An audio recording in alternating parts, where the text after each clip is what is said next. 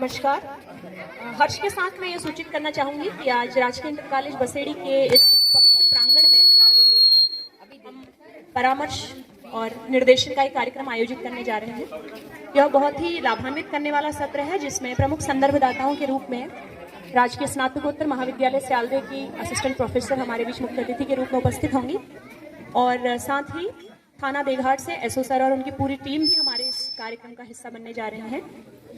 इसके साथ ही स्वास्थ्य विभाग की ओर से अतिरिक्त प्राथमिक स्वास्थ्य केंद्र बसेड़ी से सीएचओ मैम और उनकी टीम भी हमारे इस कार्यक्रम का हिस्सा बनने जा रहे हैं।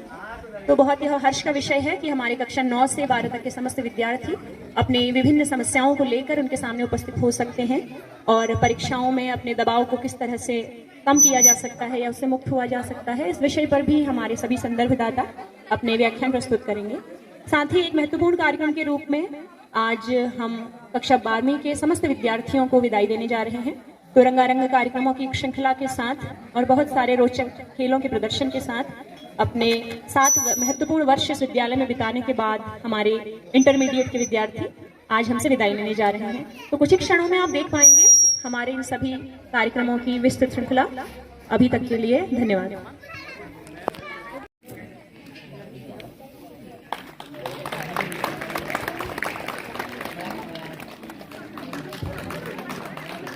मैं निवेदन करूंगी विद्यालय के वरिष्ठ अध्यापक श्रीमान हरिश्चंद्र जोशी सर से कृपया आज के कार्यक्रम के विशिष्ट अतिथि एसओ सर थाना देघाट उन्हें बैज अलंकृत कर उनका इस कार्यक्रम में हार्दिक स्वागत और अभिनंदन करेंगे।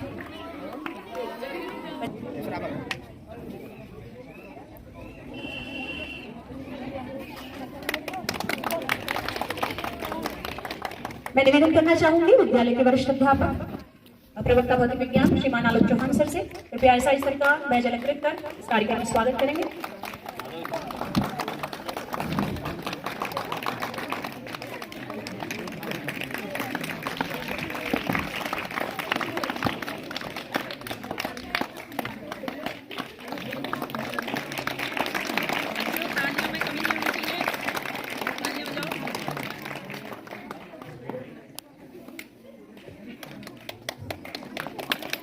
मैं निवेदन करना चाहूंगी श्रीमान समीर मटवाल सर से कृपया डॉक्टर कृष्णा प्रसाद सर का बैज अलंकृत कर हार्दिक स्वागत और अभिनंदन करेंगे।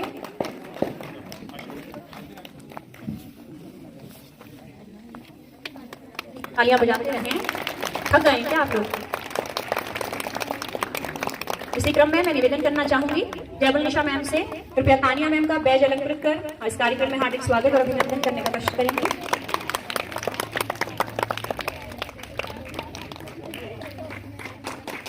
बसंत की रुत दिन बहार के आते हैं, खिलती हैं कलियां मौसम प्यार के आते हैं। देवालय बन जाता है आंगन हमारा जब अतिथि हमारे घर द्वार पे आते हैं, जब अतिथि हमारे घर द्वार पे आते हैं।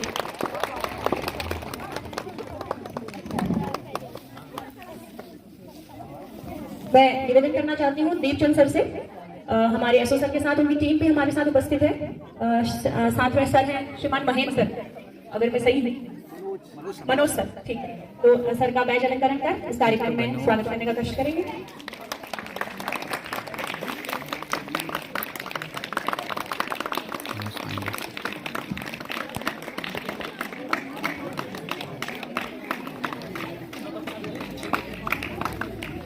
मैं निवेदन करना चाहूंगी मलिक सर से कृपया आज के कार्यक्रम की अध्यक्षता कर रहे हैं हमारे प्रधानाचार्य महोदय का बैज अलंकरण कर हार्दिक स्वागत करेंगे।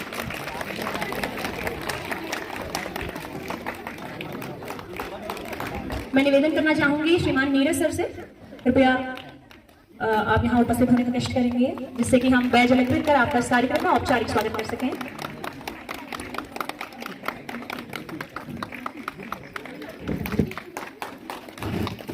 मैं निवेदन करना चाहूंगी गिरी सर से कृपया नीरज सर का बैज अलंकरण कर हार्दिक स्वागत और अभिनंदन करने का कष्ट करेंगे।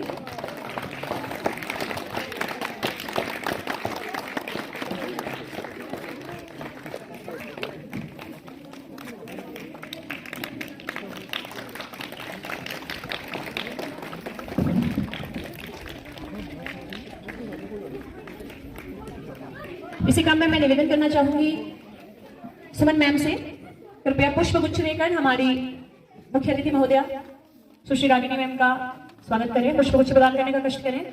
ये पुष्पगुच्छ बहुत ही अल्प समय में हमारे विद्यार्थियों के पुष्प एकत्रित करने और हमारी कर्मठ अध्यापिकाओं की हाथों का कमाल है।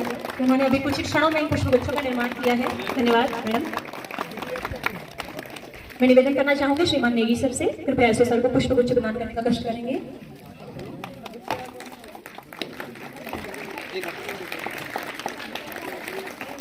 मैं निवेदन करना चाहूंगी श्रीमान सुंदर सर से, कृपया एसआई सर को पुष्पगुच्छ प्रदान करने का कष्ट करेंगे।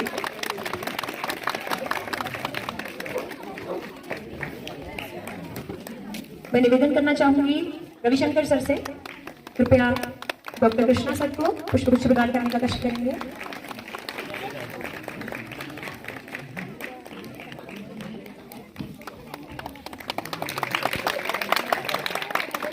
मैं निवेदन करना चाहूंगी किशोर सर से, कृपया मनोज सर को पुष्पगुच्छ प्रदान करने का कष्ट करेंगे।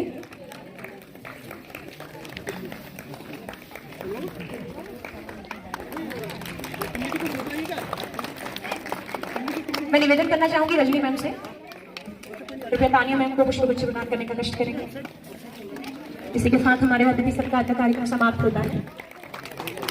अतिथि देव बन आप पधारिए, स्वागत हो स्वीकार, द्वार हमारे आप आ गए, सहज लुटाते प्यार, साधन कम पर भावपूर्ण है, स्वागत को श्रीमान, आशा है स्वीकार करेंगे भाव सुमन का हार। इसी क्रम में मैं आमंत्रित करती हूँ अपनी छात्राओं को कि वे अतिथि सत्कार में एक गीत, स्वागत गीत अपने स्वर जैसा तरंगित हो हर प्राण। आइए चले अंधकार से प्रकाश की ओर, पृथ्वी से आकाश की ओर, पदार्थ से सूक्ष्म की ओर, प्राणी से परमात्मा की ओर, अज्ञान से ज्ञान की ओर। यह राजकीय इंटर कॉलेज बसेड़ी का पावन परिसर और यहाँ पर उपस्थित आज के इस कार्यक्रम के मुख्य अतिथि, विशिष्ट अतिथि, समस्त विद्यार्थी आप सभी अभी देख पा रहे हैं मंच पर माता सरस्वती की पावन प्रतिमा के सम्मुख हमारे अतिथिगण दीप प्रज्वलित कर माल्यार्पण कर रहे हैं और माता सरस्वती अपना यह आशीष हम सभी पर यूं ही बनाए रखें सदैव कि हम अपने लक्ष्य की ओर निरंतर प्रगतिशील रहें। हमारे प्यारे विद्यार्थी जो आज इस कार्यक्रम के बाद इस विद्यालय से विदाई लेने जा रहे हैं, उन सभी पर माता सरस्वती अपना आशीष बनाए रखें। आप सभी अपने लक्ष्य को प्राप्त करें, निरंतर अग्रसर रहे प्रगति के पथ पर, हमारे जीवन के अंधकार को दूर करें। और इसी के साथ दीप प्रज्वलन का ही कार्यक्रम संपन्न हुआ। आप सभी अतिथिगणों से मेरा निवेदन है कृपया अपना स्थान ग्रहण करें, जिससे हम अपने कार्यक्रम को आगे बढ़ा सकें। आप सभी का हृदय से आभार।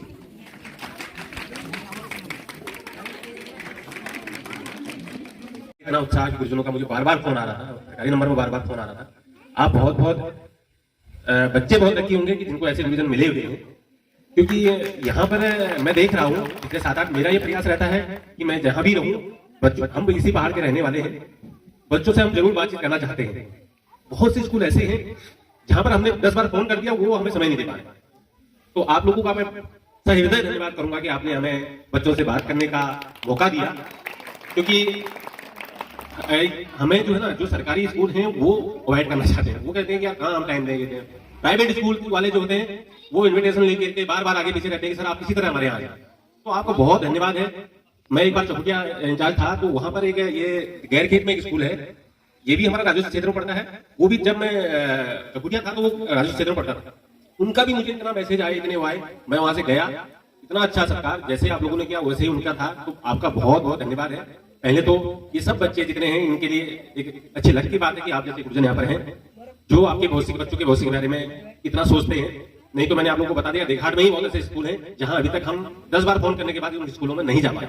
उनको हमें कह देते हैं आज हमारा ये है, आज हमारा ये सेशन है, आज हमारा ये सेशन है, टाइम नहीं दे रहे। जबकि मेरा कोई स्वार्थ नहीं है किसी स्कूल में जाने का। मैं तो सोचता हूँ कि बच्चे हमसे जो हमारे पास जो जानकारी हम दे रहे हैं, हम कोई काउंसलर नहीं है, हम तो एक पुलिस वाले हैं। पुलिस वालों को आपको पता है कि आप बच्चों के सामने मैं नहीं कहना चाहता हूँ बहुत ज्यादा बात न करते हुए। मैं सबसे पहले बच्चों के ऊपर आगे आता हूँ। बेटा बैठ जाओ। सबसे पहले जितने भी बच्चे यहाँ पर हैं, आप सबको मैं एक बात बताना चाहूंगा कि आप लोग जो करियर और काउंसलिंग की बात की है, हम लोगों को जो बुलाया गया है, ये बातें जो हम आपको बताएंगे रोज आपको सब बताई जाएगी। आपके हमसे ज्यादा पढ़े लिखे आपके गुरुजन लोग हैं, हम तो इतने पढ़े लिखे नहीं हैं। लेकिन होता क्या है, कहते हैं ना रोज रोज एक ही सब्जी खाओगे तो फिर वो सब्जी जो है फिर आप को कहता है यार ना, अगर दूसरी सब्जी बन जाती है तो फिर आदमी उसमें इंटरेस्ट लेना शुरू करता है, भले ही वो कैसी हो। क्यों होता है घर में ऐसा? बताओ भाई, होता है ना? रोज अगर बिना आलू की सब्जी खाओगे तो ऐसे ही होगा, एक दिन अगर गोभी आलू गोभी बनेगा तो उसमें स्वादिष्ट लगेगा ना। तो मैं कहूंगा कि हम लोग यहाँ पे आप लोगों के कुछ जानकारी देने के लिए सबसे पहले मैं आपके करियर के संबंध में बात करना चाहूंगा। करियर का मतलब ये है कि जो हमारी एज है ना, जो आपका 8 से लेकर आपके इंटर की या ग्रेजुएशन की जो ये है, ये आपका जिंदगी का निर्धारण करने वाली कक्षाएं हैं। आपका जिंदगी का निर्धारण इन्हीं से होने वाला है। अगर आपने इस समय आपने बहुत मस्ती की तो आने वाले समय में फिर आपको दिक्कतें होने वाली है। अगर आपने इस समय आपने बिल्कुल मन लगा के अपना पढ़ाई किया तो आप लोग आने वाले टाइम में, जैसे आप लोगों के गुरुजी यहाँ, अगर गुरुजन या अन्य लोग यहाँ बैठे हुए, आप लोगों को आगे बैठना है, क्योंकि आप लोग ही हमारे देश के, प्रदेश के, इस क्षेत्र के जो लोग हैं, चाहे शिक्षा के क्षेत्र में, चाहे पुलिस में, चाहे अन्य विभागों में, आप ही लोगों को ज्यादा तैयार रहना पड़ेगा। ठीक है, तो मेहनत करने के लिए तैयार है आप लोग? अच्छा एक बात बताओ, मेहनत किसके लिए कर रहे हैं आप लोग? भाई गुरुजी लोग आपको पढ़ा रहे हैं तो किसके लिए पढ़ा रहे हैं? उन्होंने तो जो करना था कर लिया, वो अपना जो है, लेकिन वो आप लोगों के लिए ही सरकार ने दिए गए, हम लोग आप लोगों के लिए हैं। तो आप लोगों का सिर्फ इस समय काम है अपना करियर चुनना, अपने करियर में आगे बढ़ना। ठीक है, अगर आपने इस समय मेहनत की तो आप लोगों का जीवन आगे सही रहेगा। इसके अलावा 2-4 बातें मैं आप लोगों को कहना चाहूंगा।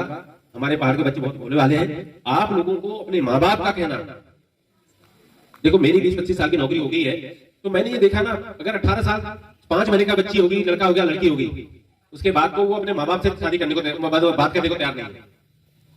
बहुत सारे उदाहरण हो गए। अभी अभी शादी का ऐसा उदाहरण हमारे पास आया है कि वो लड़की यहाँ से एक बहुत दूर जाके बैठ गई। इस तरह की बातें, अगर आपने अपने माँ बाप को परेशान किया, अगर आपने अपने माँ बाप को दुखी किया, जिंदगी में आपको क्षणिक सुख तो जरूर हो सकता है, लेकिन आप लोगों को जो जिंदगी का असली वो होगा, आप फिर आप 4-5 साल तो आप लोग उनके साथ मस्ती में, मौज में जरूर रहेंगे, लेकिन आने वाले 4-5 साल में फिर अपने माँ बाप के पैरों में आके गिरोगे। ये बहुत बार हो चुका है। ठीक है, इसीलिए कोई भी बच्चा या लड़का या लड़की कोई भी है, अपने माँ बाप का जरूर आप लोग ख्याल रखें, अपने माँ बाप का बात जरूर ध्यान दें। अगर वो आपको कुछ कह रहे हैं, आपको कुछ कहना है तो उनको सामने कहिए। आपके मन में कुछ है तो उनके सामने कहिए। नहीं, अगर आपने अपनी मर्जी से काम किया तो जिंदगी में बेटा फिर आप लोगों को कष्ट उठाने पड़ेंगे। मैंने कहा कि क्षणिक सुख आपको जरूर मिलेगा, उसके अलावा आप लोग फिर आगे दुखी रहेंगे। क्योंकि हम लोग ये अपना ऐसे ही नहीं कह रहे, ये हमारा व्यक्तिगत अनुभव है। हमने ऐसे बहुत से उदाहरण, एक नहीं हजारों उदाहरण देखे हैं। जो बच्चे 18 साल पूरे होकर के इधर उधर गए और आने वाले 4-5 सालों में फिर अपने माँ बाप के दरवाजे में गिड़गिड़ाए। ठीक है, तो इसीलिए आप लोगों को मैं बार बार बता रहा हूँ, हम लोग जो पहाड़ के लोग हैं वो बहुत भोले वाले लोग हैं, दूसरे की बातों में आ जाते हैं, है ना। इंस्टाग्राम, फेसबुक, इसके माध्यम से अनजान नंबरों से बात करने के लिए लग जाते हैं। तो इसीलिए आप लोगों से रिक्वेस्ट है कि इस बात, किसी अनजान आदमी से आप लोग बात करके उसके साथ जाने की कभी भी चेष्टा न करें। अगर आप लोग के मन में, मैंने बताया, मन में आपकी कोई बात है तो आप लोग उसको अपने माँ बाप को, अपने परिजनों को, अपने भाई को बता सकते हैं। उसके बाद आप अपना डिसीजन ले सकते हैं। लेकिन ऐसा डिसीजन न ले कि भाई मैं तो 18 साल पूरे होकर 1 महीना हो गया है, अब तो मैं स्वतंत्र हूँ, तो मैंने आपको ये बता दिया। ठीक है, थोड़ा बातें पुलिस के बारे में मैं आप लोगों को बता दूं। आजकल जो है साइबर अपराध बहुत हो रहे हैं, तो साइबर अपराध बताएगा साइबर अपराध क्या होता है? कोई बच्चा बताए कि साइबर अपराध क्या है? बताओ बेटा, कोई बताए। अच्छा ये बताओ, आपके घरों में किसी का लकी ड्रॉ के नाम से फोन आया? नहीं आया? किसी का जो है करोड़ बनेगा, करोड़पति में आपका लॉटरी लगी करके आया?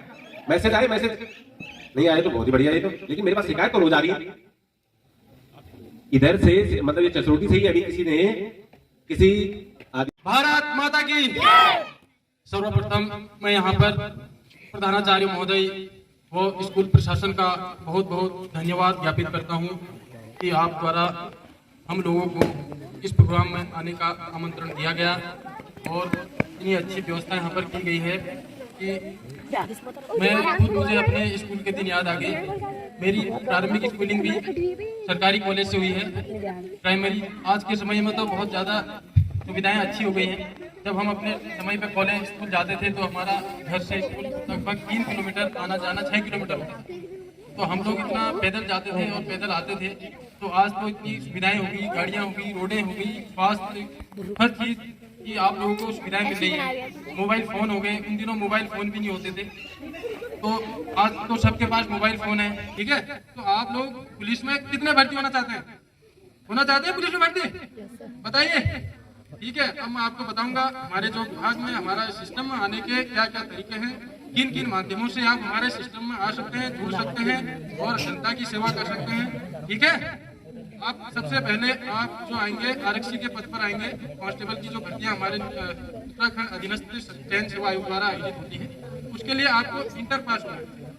आप इंटर पास हैं, भले आप साइंस से हैं, आर्ट्स से हैं, किसी से भी हैं, आप इंटर पास हैं और आपकी एज 18 वर्ष से अधिक होनी चाहिए, 18 वर्ष या उससे अधिक होनी चाहिए। उसमें जैसे अब मैं बताऊं, पहले पुरुषों के लिए क्या होता है, आप पहले अपने फॉर्म भरेंगे, उसे अप्लाई करेंगे, उसके बाद आपका कॉल लेटर आएगा, फिर आपका फिजिकल होगा।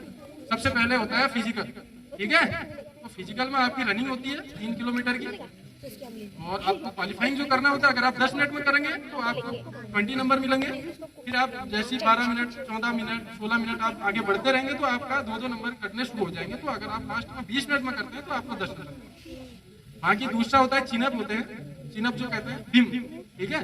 आप भीम लगाएंगे तो आपको पूरे 10 भीम लगाने हैं तो आपको पूरे नंबर, और 5 पे क्वालिफाई। आप लॉन्ग जंप मारते हैं तो लॉन्ग जंप आपकी मिनिमम 13 फीट है, और मैक्सिमम जो आपको एक्सीलेंट जहां आपको पूरे 20 नंबर मिलेंगे वो है 18 फीट, तो 13 से 18 फीट, ठीक है। और इसके बाद आपको मारने पड़ते हैं दंड बैठक। दंड बैठक गुरुजी लोग मरवाते हैं कभी? अब हमारे टाइम में तो बहुत मरवाते थे, अब आजकल थोड़ा सा नहीं हो रहा। तो आपको 2 मिनट में 100 दंड बैठक मारने होते हैं, और उसके आपको पूरे नंबर मिलते हैं, ठीक है। फिर आप मारते हैं डिप से मारने होते हैं, मारते हो डिप से, तो डिप से आप मारेंगे तो आपको 4 मिनट का मैक्सिमम टाइम मिलता है, और उसमें आपको 75 मारने पड़ते हैं, ठीक है। और रनिंग का हो गया। फिर उसके बाद होता है फिजिकल के बाद आपका जो होता है एंट्रेंस एग्जाम। फिर एंट्रेंस एग्जाम उन्हीं का होता है जो फिजिकल में क्वालिफाइंग होते हैं, ठीक है। अभी अब 24 फरवरी से अभी होने वाला है, जो हमारा नया रिक्रूटमेंट आ रखा है अभी, उसका फिजिकल 24 फरवरी से स्टार्ट होना है। तो उसके बाद आपका होगा फिजिकल रिटर्न टेस्ट। तो रिटर्न टेस्ट में आपका होता है 100 नंबर, 100 नंबर का जो आपका रिटर्न टेस्ट होगा उसमें आपके 30 नंबर की आती है हिंदी, और बाकी जो 70 नंबर है, 70 नंबर में आपका जीके, जीएस वगैरह सब मिक्स, 2-4 रीजनिंग के होते हैं, 1-2 मैथ्स के होते हैं, 1-2 ये ब्लड ग्रुप के होते हैं, तो और ये सब क्वेश्चन। फिर आप एंट्रेंस एग्जाम में आप उन्हीं को फिर सिलेक्ट करते हैं जितनी वैकेंसी होगी। अगर 100 वैकेंसी है तो 100 को सिलेक्ट करेंगे, और उसके बाद आपका एंट्रेंस एग्जाम जब क्वालिफाई होता है उसके बाद आपका फिर होता है मेडिकल। पर मेडिकल उन्हीं लोगों का होता है जो फाइनल मेरिट में आ जाता है, सबका मेडिकल नहीं होता। जो एंट्रेंस एग्जाम पास करके जो सिलेक्टेड पोस्ट होती है, रिक्रूटमेंट होता है, तो वही नहीं का होता। फिर इसके बाद आपकी ज्वाइनिंग होगी, फिर आपकी ट्रेनिंग होती है 9 महीने की, फिर अंडर ट्रेनिंग, ये सब प्रोसेस चलता रहता है विभाग के सिस्टम का, कि आपको पब्लिक के बीच में सेवाएं देने के लिए उन्होंने कितना तैयार करना है, और क्या क्या आपकी गतिविधियां आपसे करवानी है, क्या क्या फिजिकल एक्टिविटी करवानी है, वो हमारा हेड ऑफ द डिपार्टमेंट द्वारा डिसाइड होता है। इसके बाद आते हैं सब इंस्पेक्टर, उप निरीक्षक के पद पर अगर आप भर्ती होना चाहते हैं तो उसके लिए जो मिनिमम एज है वो 21 ईयर है, और मैक्सिमम है 28 जर्नल के लिए, और बाकी जो आरक्षण कैटेगरी है उनके लिए 5 साल की छूट मिलती है, वो 32 तक सब इंस्पेक्टर के पद पर ज्वाइन कर सकते हैं। इसके लिए आपको ग्रेजुएशन होना चाहिए, आप किसी भी सब्जेक्ट से हो सकते हैं, इसके लिए कोई साइंस या मैथ या आर्ट्स कुछ नहीं, आपकी एज 21 ईयर होनी चाहिए। उसके लिए भी रिक्रूटमेंट निकालता है, रिक्रूटमेंट में भी उसका भी सेम प्रोसेस है। इसमें पर यह है कि आपके जो कांस्टेबल वाले में है उसमें फिजिकल के नंबर ऐड होते हैं मेरिट में, फाइनल मेरिट में फिजिकल और इंटेंस एग्जाम। सब इंस्पेक्टर का जो आपका टेस्ट होता है उसमें आपका फिजिकल केवल क्वालिफाइंग होता है, और केवल मेरिट जो बेस बनती है वो केवल इंटेंस एग्जाम के बेस पे बनती है। उसमें आपका 300 का पेपर होता है, उसमें आपकी 100 नंबर की 75 नंबर की आपकी रीजनिंग आती है, और 50 नंबर की आपकी मैथ से आती है, और बाकी जो बच्चे 175 नंबर में आपकी 100 नंबर हिंदी, और बाकी 75 के जीएसटी। एक बहुत थोड़ी सी चीज होती है, लेकिन वो अगर आप अपने गुरुजनों से पूछें सब्जेक्ट कॉम्बिनेशन क्या होता है करके, ये बहुत आगे आने वाले समय में आप लोगों को रास्ता ढूंढने के लिए बहुत फायदा करता है। आपको ये एक लाइन दे देता है सब्जेक्ट कॉम्बिनेशन। बहुत सारे बच्चे सब्जेक्ट कॉम्बिनेशन नहीं जानते होंगे, ये चीजें आप अपने गुरुजनों से पूछ सकते हैं। कभी कभी क्या होता है, पढ़ लिया, स्कूल में आ गए बच्चों ने, किसी का साइंस लेना है, किसी का मैथ लेना है, किसी का आर्ट लेना है, ले लिया और ले करके पढ़ने लगे। लेकिन तब जाके पता लगता है जब वो आगे जाकर के अपना भविष्य चुनने की बात होती है, तब उन्हें लगता है यार मुझे ये पढ़ लिया होता तो मैंने ये अच्छा करा। तो इसलिए सब्जेक्ट कॉम्बिनेशन होना बहुत जरूरी है। ये अपने अभी छोटे जो बच्चे फाइनल में हैं, बहुत बहुत बधाई की बात रहे, आज उनका विदाई का दिवस मनाया हो रहा है यहाँ पे।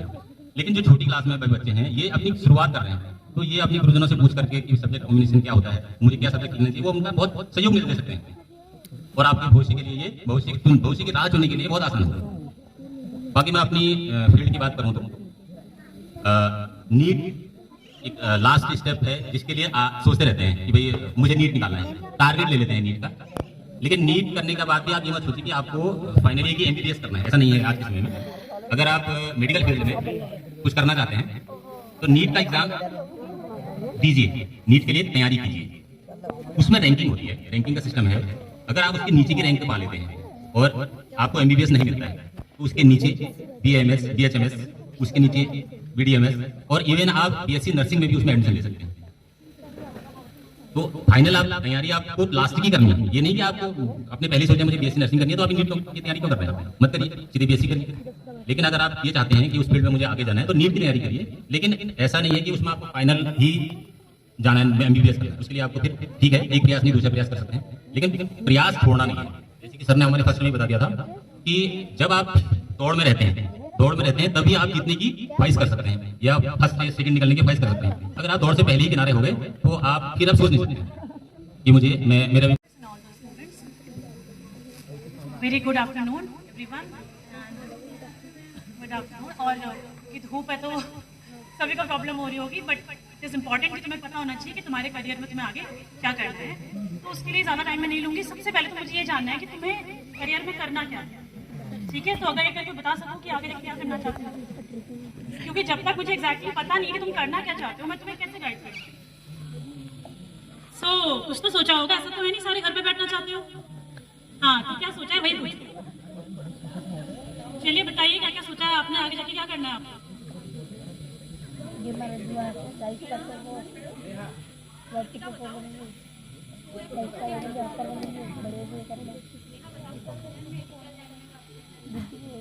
नर्सिंग में जाना, ओके। एंड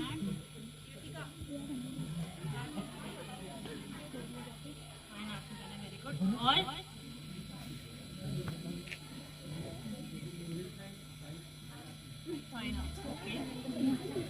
अच्छा, जिन लोगों ने अभी डिसाइड नहीं किया है कि अपना करियर कैसे डिसाइड करना है, देखिए 5 बहुत ही इंपॉर्टेंट पॉइंट्स हैं जो आपको पता होने चाहिए कि आपको अपना करियर कैसे चूज करना है, ठीक है।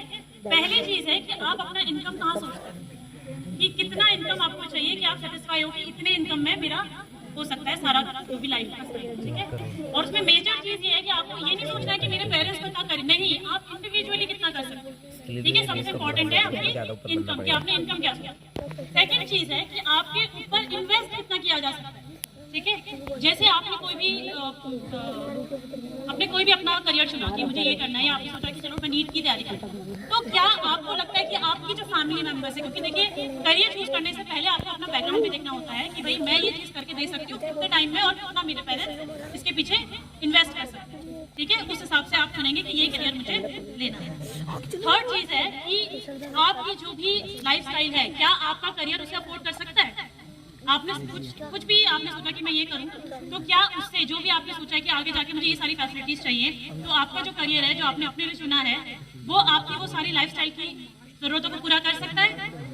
और उसके बाद एक और चीज क्या है, वो है कि आपका इंटरेस्ट सब्जेक्ट में होना चाहिए। अभी यहाँ पर हम करियर काउंसलिंग की बात कर रहे हैं, लेकिन करियर के लिए सबसे इंपॉर्टेंट आपकी स्किल्स होती है, ठीक है। और उसमें सबसे बेसिक स्किल है कम्युनिकेशन स्किल, ठीक है। इतना सिंपल क्वेश्चन मैंने आपसे पूछा कि आपको क्या बनना है, और ऐसा भी नहीं कि आपसे मैं आगे इलेबोरेट करने के लिए बोल रही हूँ। सिंपल सा मैंने बोला आपको क्या बनना है, और आप वो भी नहीं बोल पा रहे हैं।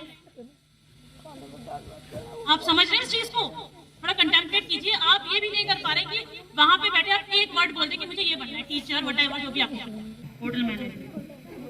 आप लोगों के जितने भी लोग हैं, जितने भी आपके करियर है, सब यही है जिसमें आपको इंटरेक्शन करते हैं, और पता भी आपको है कि आपके करियर में क्या करना है। और उसके बाद भी जब आपसे पूछा जा रहा है कि आपके करियर में क्या करना है, आप कोई आंसर नहीं दे रहे, एक दो बच्चों को छोड़ के।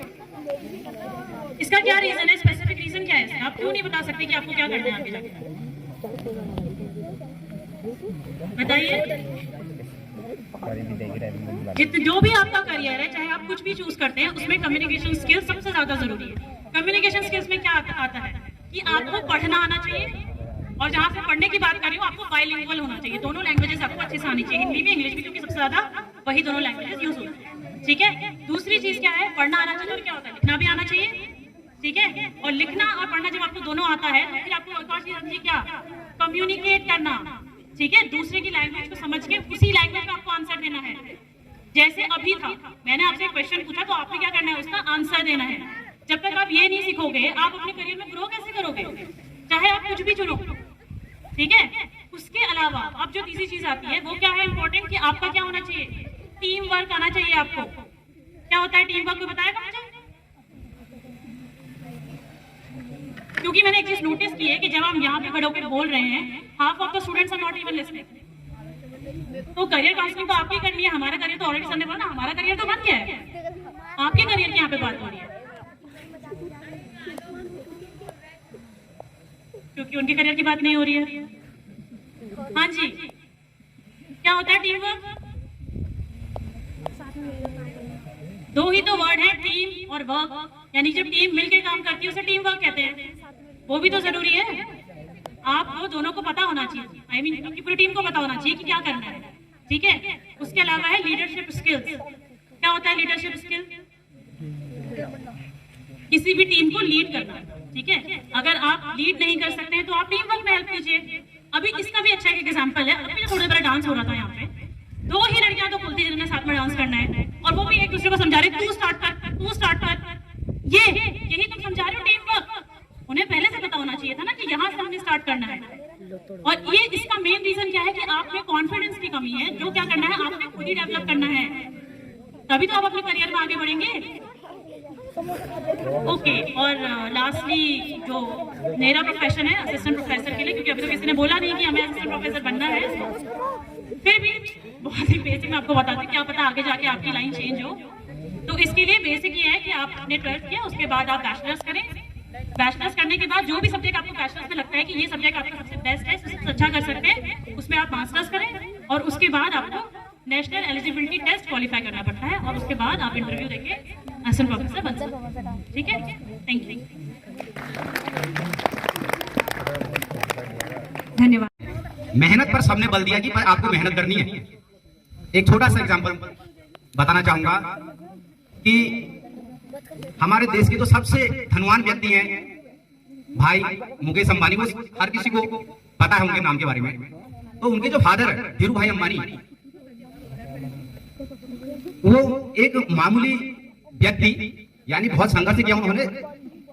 लगभग 1953 की बात है, वो एक पेट्रोल पंप में एक जो हेल्पर यानी कि जो पेट्रोल भरते हैं सेल्समैन के रूप में उन्होंने कार्य किया। तो आप सोच सकते हैं कि एक साधारण व्यक्ति जब एक सेल्समैन की नौकरी कर रहा होता है तो उसको पता नहीं कि उसका भविष्य कहां जाएगा।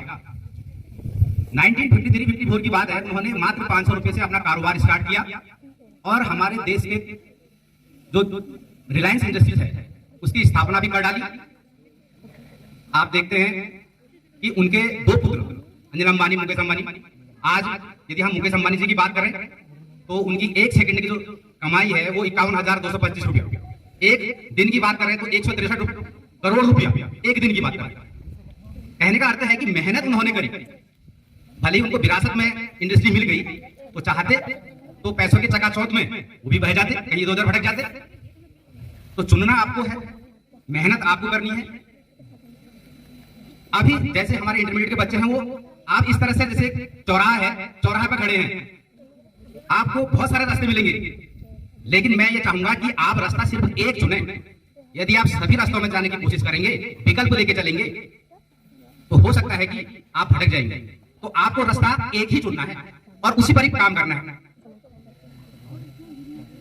तो मैं ज्यादा समय नहीं लेते हुए पुनः मैं सभी अपने महानुभावों का, जो भी हमारे आगंतुक, जो भी हमारे मुख्य अतिथि महोदय हैं, सभी का पुनः आभार व्यक्त करूंगा। और इसी के साथ ही अपना जो पहला सत्र है इसकी समाप्ति की घोषणा भी करता हूं। बाकी सभी बच्चे हमारे बने रहेंगे, दूसरा सत्र हमारा विदाई का होगा। तो अपनी जो मेरी टीम है राजकीय इंटर बसड़ी की टीम, सभी गुरुजी और जितने भी हमारे मैम लोग हैं, उनका भी मैं आभार व्यक्त करता हूं, उनको धन्यवाद देता हूं। उन्होंने बहुत अच्छी तरह से इस प्रोग्राम का संचालन किया यहाँ पर। Thank you.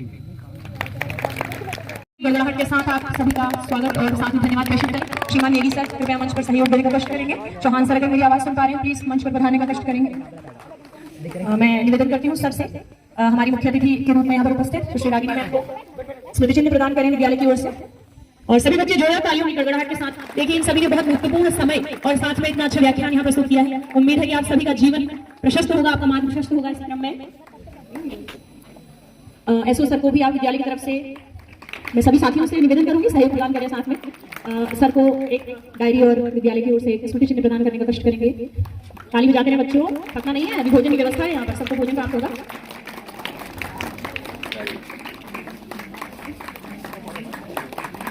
एसआई सर को आप प्रदान करेंगे। स्मृति चिन्ह और डायरी हमारी ओर से प्रदान करें। यहाँ पर उपस्थित हैं उपकेंद्र इंचार्ज डॉक्टर कृष्णा प्रसाद सर। विद्यालय की ओर से स्मृति चिन्ह और डायरी भी प्रदान कर विद्यालय में अपना बहुमूल्य समय देने के लिए हमारा धन्यवाद। डायरी विद्यालय की ओर से आप अपना प्रदान करने का कष्ट करेंगे। साथ ही हमारे एसोसिएट के साथ पूरी टीम यहाँ पर उपस्थित है। विद्यालय की ओर से आप उन्हें स्मृति चिन्ह प्रदान कर अपना बहुमूल्य समय हमें देने के लिए धन्यवाद प्रेषित है महोदय। बच्चों तालियां बजाते रहें। बहुत स्वादिष्ट भोजन की व्यवस्था है। सभी महोदयान से भी मेरा निवेदन है कृपया भोजन अवश्य ग्रहण करके आप यहाँ से प्रस्थान करेंगे। तानिया मैम, आप भी हमारी ओर से स्मृति चिन्ह प्राप्त कर हमें अनुग्रहित करें। आपका सहयोग हमें समय समय पर प्राप्त होता रहता है। धन्यवाद आप सभी का, हार्दिक धन्यवाद। एक सामूहिक फोटो हम खींच लेते हैं पूरे स्टाफ के साथ। एक सामूहिक फोटो हो जाए जो कि मेरे स्टाफ के सदस्य नीचे बैठे हैं। कृपया आप सभी मंच पर आ जाए, एक ग्रुप फोटोग्राफ हो जाएगा।